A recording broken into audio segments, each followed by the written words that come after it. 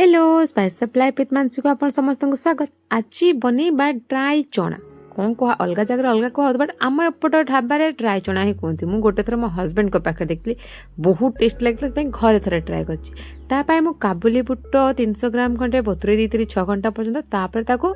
Pressure cooker दे दीजिए गोटे table spoon देची मु लुण आउ मु गोटे सीटी देवी। प्रेसर कुकर समस्त एक्चुअली अलग अलग सब प्रेसर कुकर ज्ञान समस्त अलग अलग थी जमी मोर 2टा प्रेसर कुकर गोटे मोर 2टा सीटी हुए आदरे मोर गोटे सीटी हुए। तो मैं आदरे गोटे सीटी देखिए जमी चोपा छाड़बनी बट सीझीज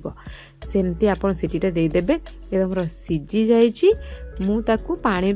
अलग कर जो लुण पानी थिला ताकू मु छाणीदेवी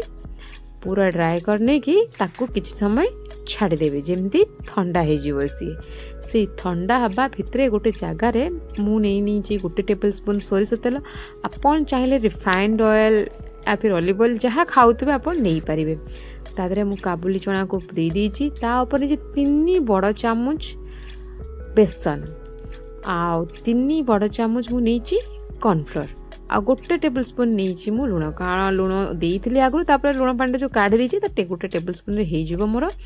आ गोटे टेबल स्पून नहीं मु लंका गुंड आपन चाहिए ये गोलमरीच गुंड भी पकई पारे तादरे गोटे चामच मु देची तेल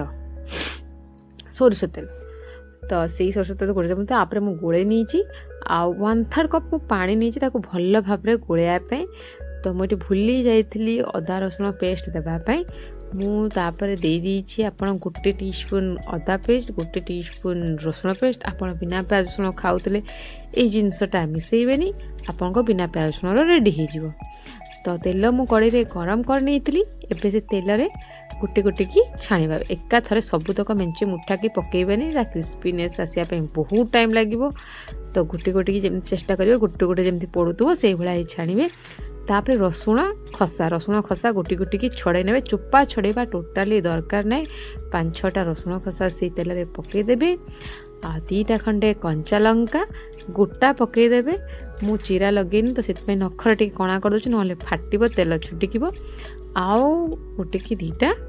सुखिला लंका आउ भूसंग पत्र एतिकी पकेला आपन फ्लेवरटा पूरा जबरदस्त आसब। आपण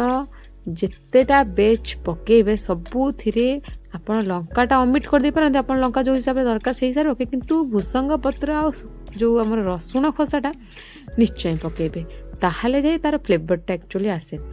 टिके गोल्डन ब्राउन हला परे क्रिस्पी हे गला परे आपण तेलर ताक काढी नेबे बहुत टेस्टी लागे बहुत क्रिस्पी हुए। आपन थरे घरे बनातु मु आपन को देखौची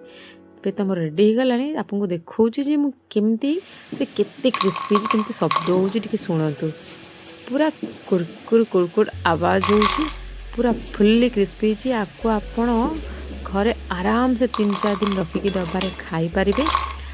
पियाज सहित सर्व करंतु पाटिरे गोटे गोटे रसुण लागुतब आउ लंका सहित खाया तो सुपर लगे शीत दिने चा सहित कॉफी सहित बहुत बढ़िया लगे। आप घरे थोड़े ट्राए करंतु केमती लगुच मते कमेंट माध्यम रे जणेबे भल लागिले शेयर करिवे लाइक करिवे आ मने पकेकी चैनल को सब्सक्राइब करिवे प्लीज मने करिकी। Bye bye.